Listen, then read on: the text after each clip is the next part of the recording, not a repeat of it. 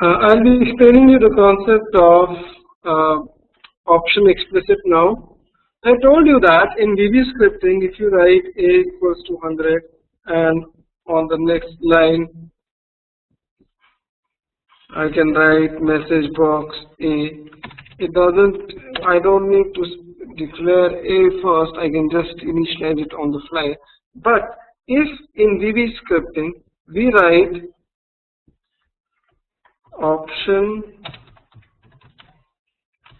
explicit on the top, and if you run the code, then you will get an error that A is undefined. So when you are using option explicit, it becomes mandatory for you to define the variables. Defining the variable means that you will have to use something like this, dim A. So when I write dim A, that means I need to define A.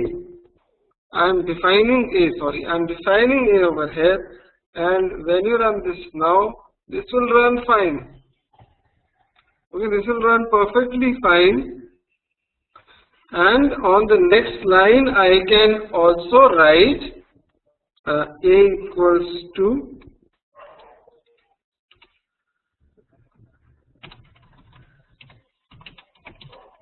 in the world of QTP. So similarly, a collect message box. So, but if you are using option explicit, you need to use the dim statement in order to define your variables.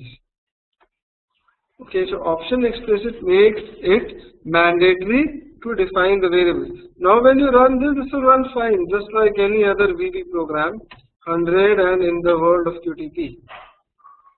Fine. So this is what option explicit is. Alright. Now in this, so I'll be talking about if statements now. Like you might have studied about if statements earlier as well. I'll just give you a refresher, and I'll also talk in depth about them if you have not studied them. Like if I write message box 3 greater than 2 and I run it from line number 10, what will this print? This will print true. True and false are the Boolean types. Okay, true and false are the Boolean types. It prints true because it is the truth that 3 is greater than 2. Similarly, if I write 3 less than 2 and I run the code, it will print false. That is, it's not the right thing. 3 is not less than 2. Right? So, this is the Boolean type variable. If I write x equals to true, then x becomes a Boolean. Boolean can only accept true or false values. Okay, now in this, what we can do is, I can write an if statement based on these true or false values. For example, you write if and give a space, then the complete syntax of if will come up in VB. I'll again tell you, you just write if and give a space. If, then the condition, and then statement and end if. That is, I can write if true, then message box success. So instead of this true, we generally write the conditions. So if you run this from line number 14, the shortcut to run from a line is control F5. If I hit control F5 of my keyboard, this provided the cursor is on that particular line from which you want to run it. If I hit control F5, then it will start executing from a particular line. When I click OK, this prints success. Fine, this prints success. So instead of printing true or hard coding true over here, I can give some condition. I can write A equals to hello and B equals to hello. I can give the condition like if A is equal to B, then print success. Right? So this condition will evaluate to true or false. Okay, A equals to B is true over here. So if it evaluates to true, then only the control will go inside the if statement. If it does not evaluate to true, then the control will not go inside the if statement. So I can just run it from line number 15 again. See, this prints success, right? Suppose if A is not equal to B, then I can give the else statement. The else has to be before end if. Alright, I can write message box fail, and I can just write hello 1 over here. Now A is not equal to B out here.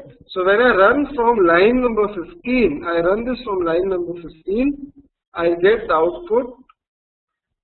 Sorry, I ran it from the first line. Hold on.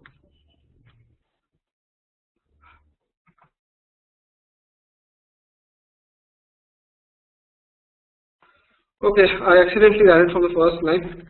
From 15th line, control F5 and this will print fail. That is, if A is not equal to B. So this is how you can use if-else statements in VB. I could have also taken two numbers. For example, x equals to 100 and y equals to 200, and I can give the condition like if x is greater than y, then print x is greatest. Okay, I can modify this code like this, and along with that I can print the value of x. Else I can give else if statement in you write it like this: else if is the command if you want to give another condition. Else if x is less than y, then message box y is greatest. Oops. Right? And the value of y. Else if x is also not greater than y, y is also not greater than x is also not greater than y, and y is also not greater than x, then both are equal. So when you run this from line number 18, see, it prints y is the greatest, and if I put 200 over here, if I make x and y greatest, then run it from line number 18, see, it's again printing both are equal, right? So this is giving us the right output. Now suppose if there are three numbers, x equals to 100, y equals to 200 and z equals to 50. I need to find the greatest number among these three numbers. Fine. So what we do is we write something like this: if x is greater than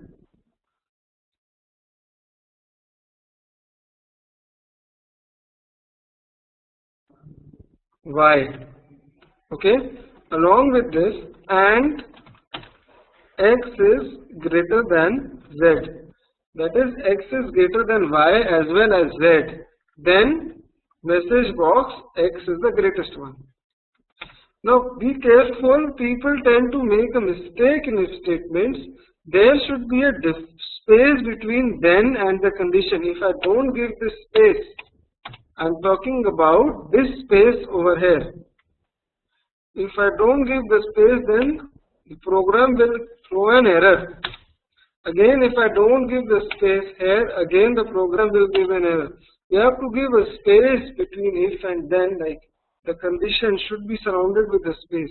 And I've given an AND clause in between.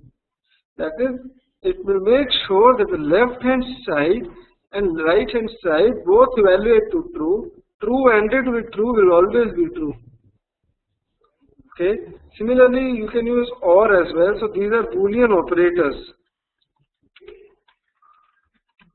And or XOR. You must have studied this sometime in your engineering or sometime in your work as well. That is, AND means both the conditions should be evaluated to true. Similarly, OR is also there. That is, either of left hand side, either of these conditions can evaluate to true or true. Then the complete condition will be true. If both of them are false, then only the false is evaluated. Right? So if x is greater than y and x is greater than z, then do this. Else if there is no space between else if. Please note that there is no space between else if. Else if, that means x is not the greatest one. Somebody from y and z are greatest. Else if y is greater than z, then message box. Simply I'll just print this y is greatest and the value of y. Else simply z is the greatest one.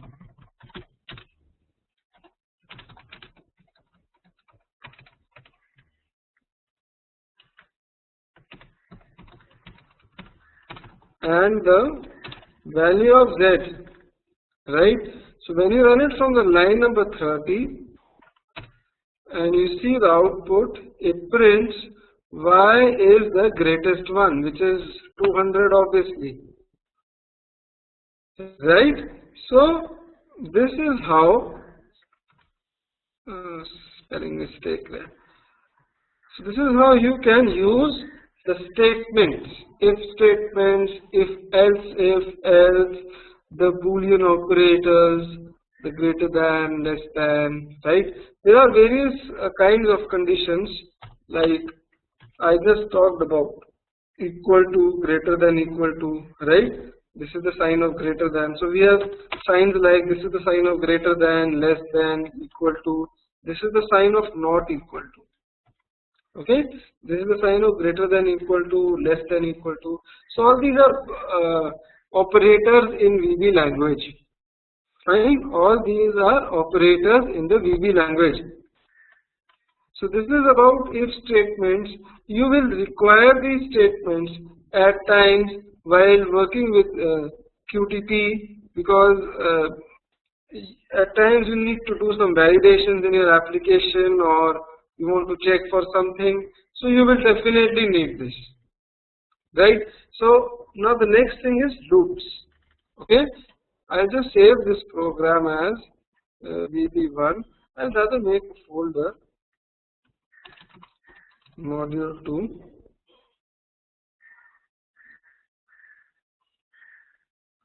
and inside it option explicit along with if statements. I'll store it.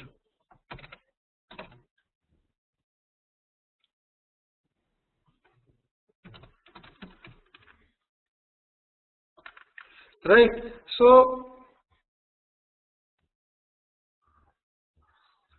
okay, now I will make a new test and I'll explain loops to you. Loops. What are loops? What are their practical implications? Where do we use? Okay, there are many types. There's a do while loop, for loop. But the most famous loop is a for loop. Okay, most famous is a for loop. Then there is a loop called while loop. Okay, for example, I declare a variable called I equals to 10. Okay, I can write a while loop. The syntax is you simply type while in the editor, give a space, and the complete syntax will come. Just like if statements, you write if and you give a space.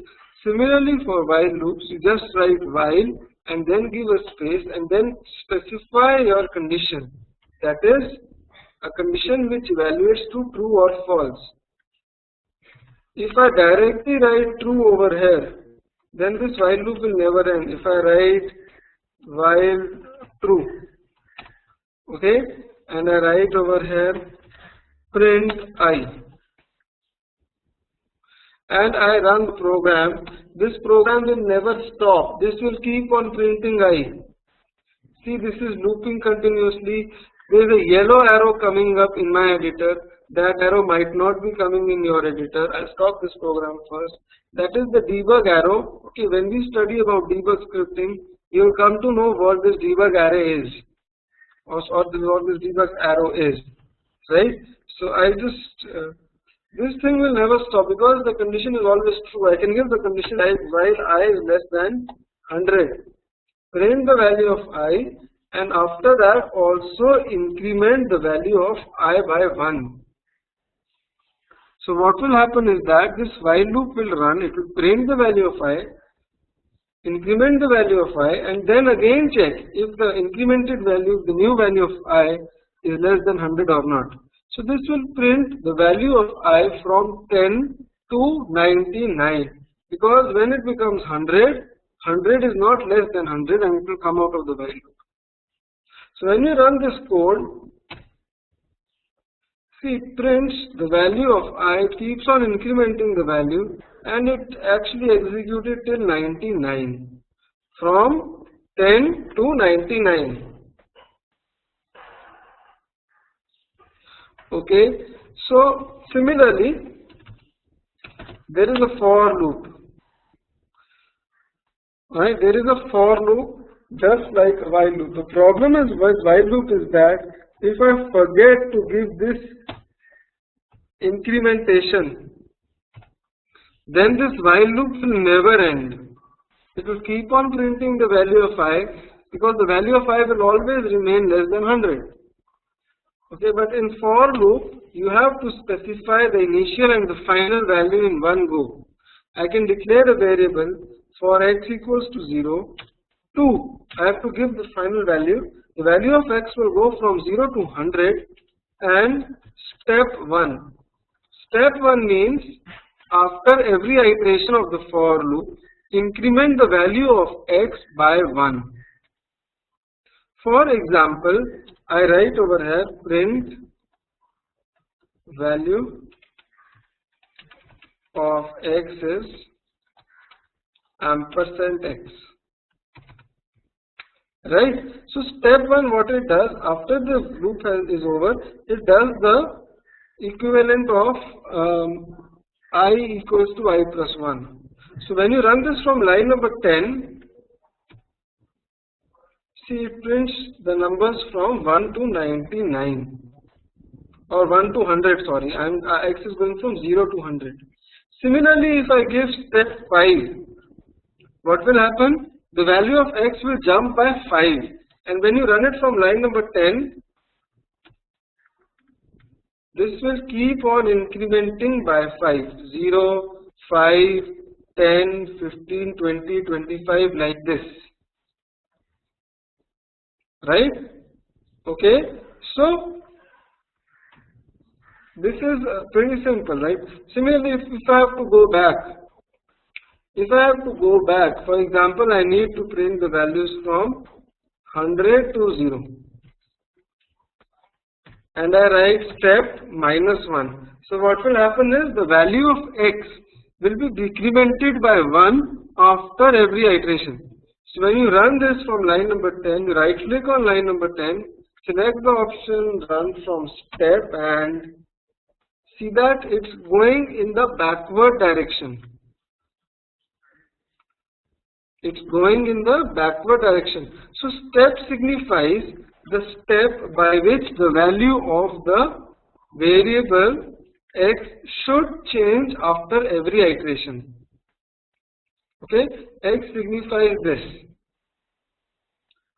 Similarly, if I have to write a for loop to print table of 7, I want to print the table of 7. then I can just write a for loop for I equals to 1 to 10, step 1. Okay, if I don't write step 1 over here, by default QTP takes the step as 1. Okay, so you have to write step 1 over here, and then you have to write print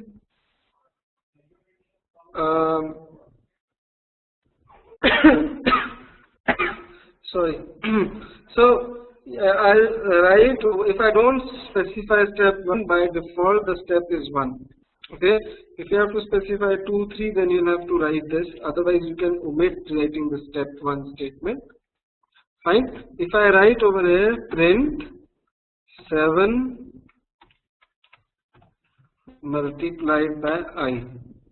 So when you run this from line number 15, this will print the table of 7.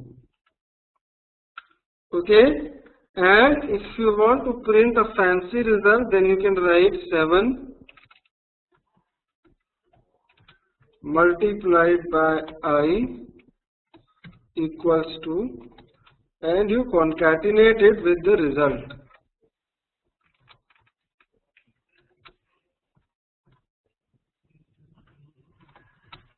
Hope you understand what I am doing. This is the constant. I am concatenating it with the value of I equals to 7 cross I. So this will give me a very fancy result, that is, when I run this from step, it will print the table of 7 like this. Right? Similarly, if you want to print the tables from 1 to 10, okay, then you can write a for loop inside another for loop. I can enclose this loop with another loop like this for say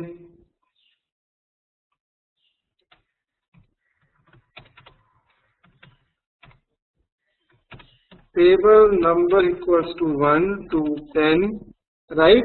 I am not writing step 1 here, by default the step is 1. Okay, and I write printing table of ampersand table underscore number, and instead of hard coding 7, I will write table underscore number concatenated with the value of I, concatenated with the result equals to, and this is the result, table underscore number, right. So this is the statement. When table number is 1, the inner for loop will run for 10 times and multiply the table number with the value of I, 1 into 10, 1 into 1, 1 cross 2, 1 cross 3, 1 cross 4. When the table number becomes 2, it will multiply 2 cross 1, 2 cross 2, 2 cross 3. So for each value of the outer loop, the inner loop will run for 10 times. And the outer loop represents the table number. So this is how I end up printing the tables from 1 to 10. When I run this from line number 15, you see that it prints all the tables. So this kind of loop, okay, to table of 3, 4, 5, this kind of one loop inside another loop is used in frameworks. This type of loop will certainly be used in a framework. While making the hybrid framework or a data-driven framework, you have to use loops inside the loops. Alright, so now this is the table for 7, and after this I will say you can write a for loop, like you can debug the for loop. Okay, I'll just tell you how to debug the programs in QTP. It's very easy. It's not a rocket science. Okay, the first thing is that Microsoft Script Debugger should be installed on your machine.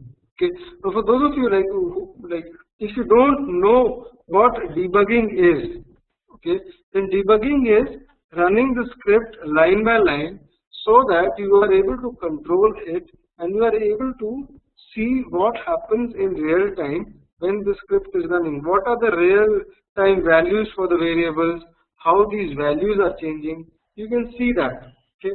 First thing is you should have Microsoft Script Debugger installed.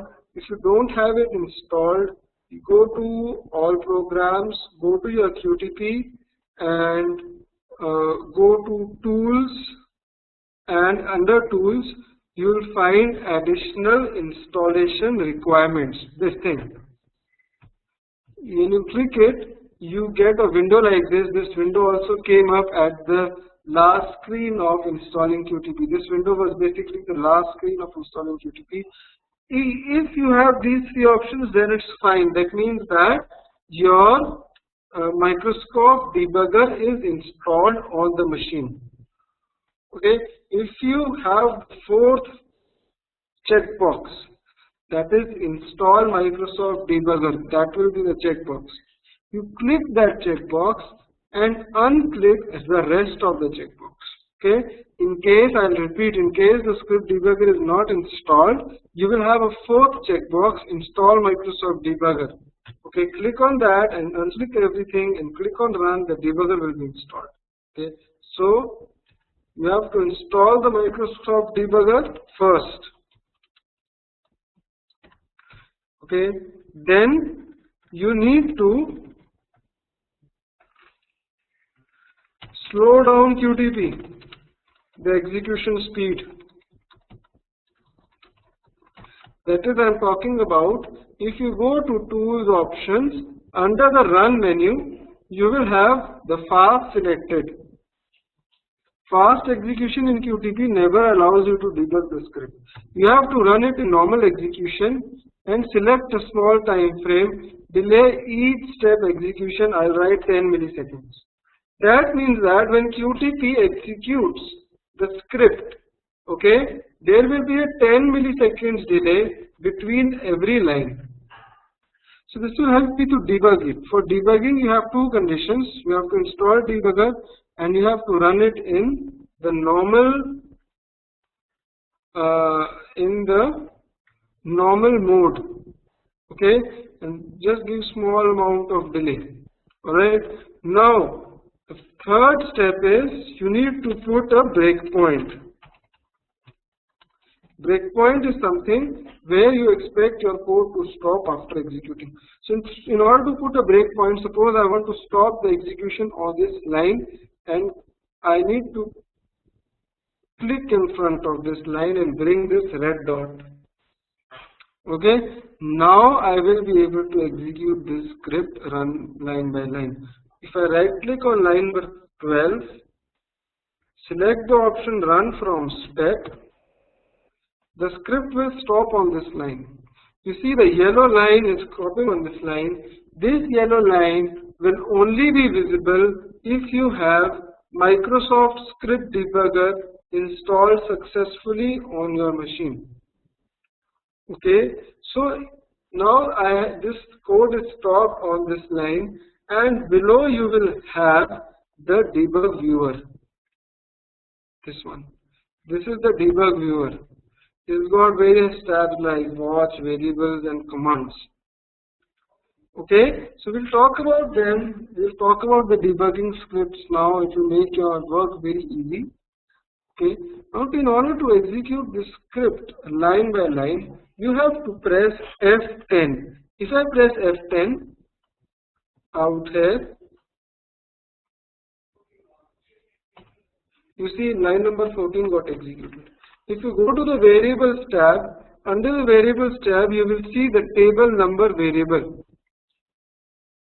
Okay, and if you press F10 again, then in the print window, printing table of 1 will get printed.